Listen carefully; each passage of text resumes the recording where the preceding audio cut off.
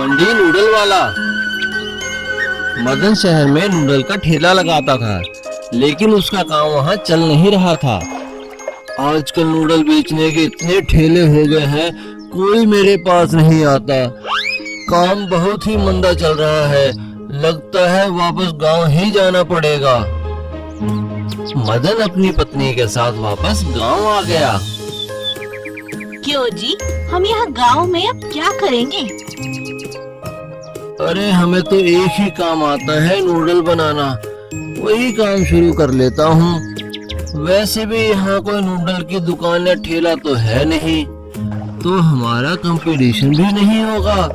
सब मेरे पास ही आएंगे नूडल खाने। मदन ने गांव में नूडल का ठेला लगा लिया। लोग उसके ठेले पर आते हैं, पर खरीदते कुछ नहीं। ठेला लगाए तो 10 दिन हो चुके हैं, लेकिन एक भी गांव वाला नूडल खाने नहीं आया। सब तो बस देख कर चले जाते हैं। इस तरह कैसे चलेगा जी? बहुत नुकसान हो रहा है, कुछ तो करो। हाँ, कुछ तो करना ही पड़ेगा, वरना मजदूरी करनी पड़ेगी। मदन सलाह लेने अपने दोस्त रघु के पास गया। तो फिर क्या सोचा आपने? मैंने अपने बचपन के दोस्त रघु से पूछा था। वो कह रहा था कि गांव वालों को पता ही नहीं है चाउमीन कैसी होती है, इसलिए वो चाउमीन खाने नहीं आ रहे हैं। वे गांव वाले हैं, बिना सोचे समझे कहीं पैसा नहीं खर्चते। तो फिर अब क्या करें? इन्हें कैसे चाउमीन बेचें? परसों इसी गांव में रघु की शादी है। मैंने सोचा है कि उसकी शादी में गांव वालों को मुफ्त में नूडल खिला दूंगा। इससे उनको नूडल का स्वाद ही पता चल जाएगा। हो सकता है हमारा काम हो जाए। अरे वाह, ये तो बहुत अच्छा उपाय है। मदन ने ऐसा ही किया। रघु की शादी पर मदन ने सबको नूडल खिलाए। लोगों को नूडल का स्वाद बहुत पसंद आया और वे नूडल खाने मदन के ठेले पर आने लगे।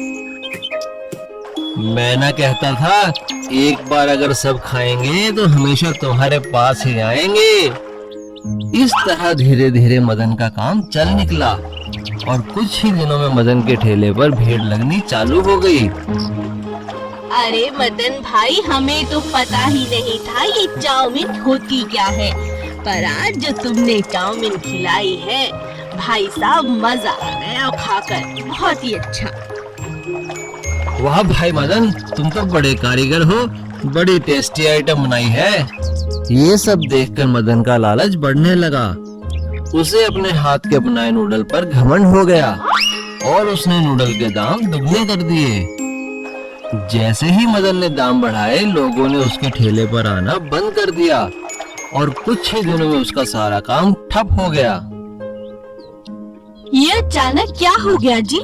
कोई भी नूडल खाने नहीं आता। मदन, मैंने तो तुमसे पहले ही कहा था, गांव वाले हैं, सोच समझकर ही पैसा खर्चते हैं। अगर तुमने दाम कम नहीं किए तो वो नूडल खाने नहीं आएंगे। मदन का घमंड टूट चुका था, इसलिए उसने दाम कम कर दिए और सबसे अच्छे से बात भी करने लगा और धीरे धीरे उसका काम फिर से चल निकला। जादुई चाबी। एक जंगल में एक महल का खंडहर था। वहाँ कोई नहीं रहता था। उस खंडहर के पास एक झील थी। एक बार एक राजा उस जंगल में शिकार करने के लिए आया। शिकार की तलाश करते हुए जब काफी देर हो गई, तो राजा ने कुछ देर आराम करने की सोची। राजा एक पेड़ के नीचे बैठ गया। तभी राजा को दूर से झरने की आवाज सुनाई दी। अरे, लगता है यहाँ आसपास झरना है। चलकर देखता हूँ और पानी ही पी लेता हूँ। राजा झरने के पास जाता है। वहाँ उसे पेड़ के नीचे एक साधु बाबा बैठे हुए मिले। लगता है ये साधु बाबा ध्यान में मगन है। मैं इन्हें कुछ फल दे देता हूँ। राजा बाबा के सामने फल रख देता है, साथ ही झरने पर पानी भी पी लेता है और पत्तों का एक डोला बनाकर साधु बाबा के लिए भी पानी ले आता है। इतने में साधु बाबा आंखें खोलते हैं। राजन, तुम यहाँ किस कारण से आए हो? मैंने तो तुम्हें पहले यहाँ कभी नहीं देखा। बाबा, मैं शिकार के लिए आया था। शिकार तो नहीं मिला, पर पानी की तलाश में यहाँ आया और आप मिल गए। राजन, तुम मेरे लिए भोजन और पानी लाए हो, ये तुमने परोपकार का कार्य किया है। लेकिन तुम्हारे नगर में तो पानी की कमी है। यदि पानी की कमी ठीक करना चाहते हो तो मेरी बात मानो। हाँ हाँ जी बाबा, बताइए। मैं वो सब कुछ करूँगा जिससे मेरे नगर में पर्याप्त पानी हो। तो सुनो, इसी जंगल में एक बड़ा सा खंडहर है। उसके तहखाने में एक बड़ा खजाना है। खजाना? वो किसका है बाबा?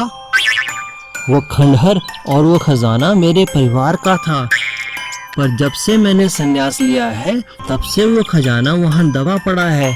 मेरा कोई वारिस नहीं है। तुम इसे निकाल लो ताकि मैं शांति से अपने गुरु के पास जा सकूं।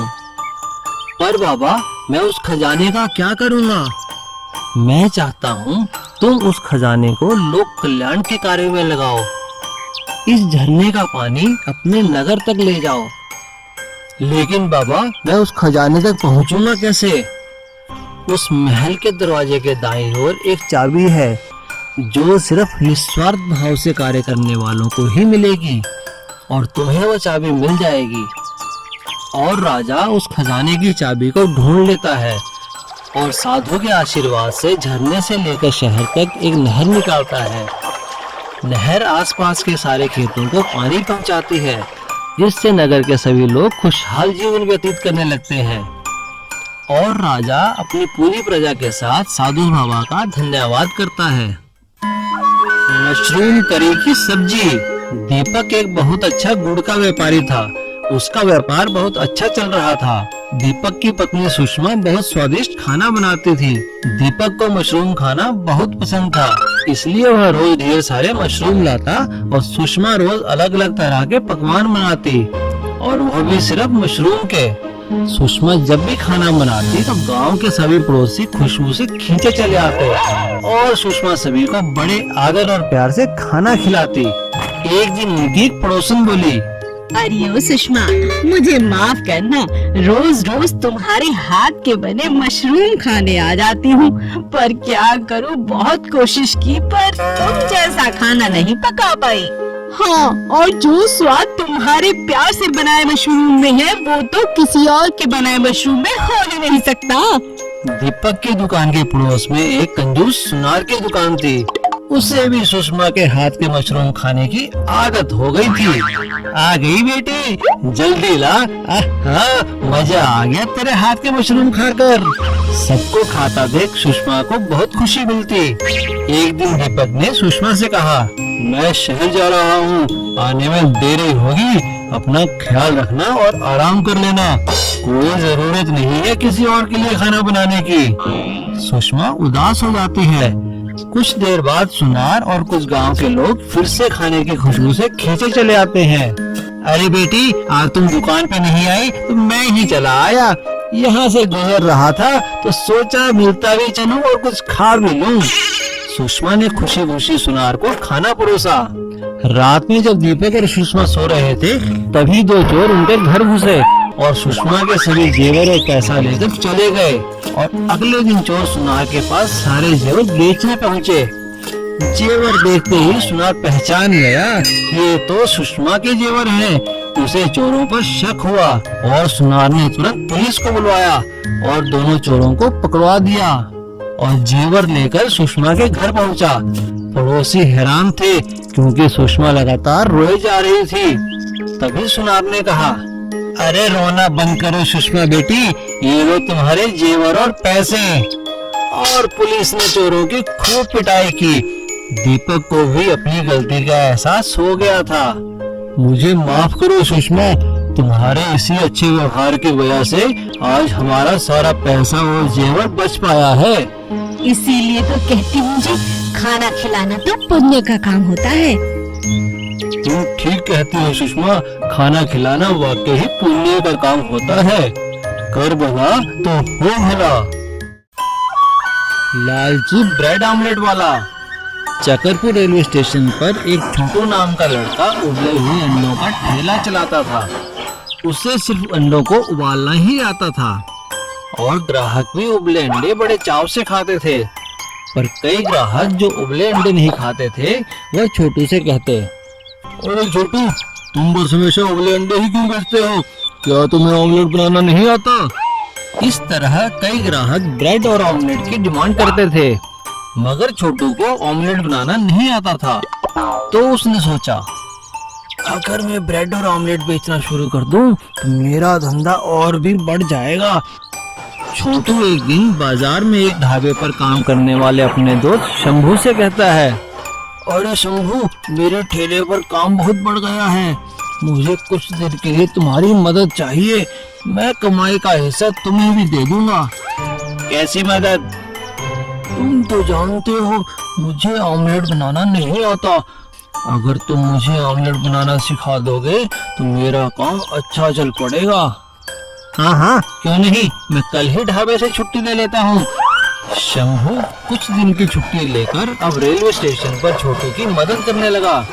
अब छोटू का काम भी दुगना हो गया। हर कोई उसके ब्रेड और ऑमलेट की तारीफ करता। मगर शंभू बहुत चालाक था।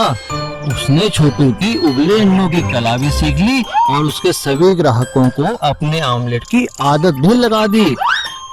एक दिन शंभू छोटू से कहता है, अच्छा दोस्त, बहुत दिन हो गए, अब मैं वापस अपने ढाबे पर जा रहा हूँ। शुक्रिया शंभू। शंभू के जाने के बाद छोटू ने खुद ही ऑमलेट बनाना शुरू किया, लेकिन वह अच्छे ऑमलेट नहीं बना पा रहा था। अरे भाई, तू कैसा ऑमलेट बनाया है? इसमें तो मिर्ची ही मिर्ची है। अब ग्राहक छोटू के ठेले पर न जाके पास ही खुले नए ठेले पर जाकर ब्रेड ऑमलेट और उबले अंडे खाने लगे। अरे भाई, कहाँ जा रहे हो? ऑमलेट नहीं खाओगे? अरे नहीं, तुम्हारी दुकान से ऑमलेट कौन खाएगा? हम तो पड़ोस के ठेले पे जा रहे हैं। देखो वहाँ वो लड़का खड़ा है टोपी और चश्मा लगाकर, बहुत ही स्वादिष्ट ऑमलेट बनाता है और उबले अंडे का स्वाद भी वैसा है जैसा तुम पहले देते थे। वो नए ठेले पर जाकर उससे बात करने लगता है।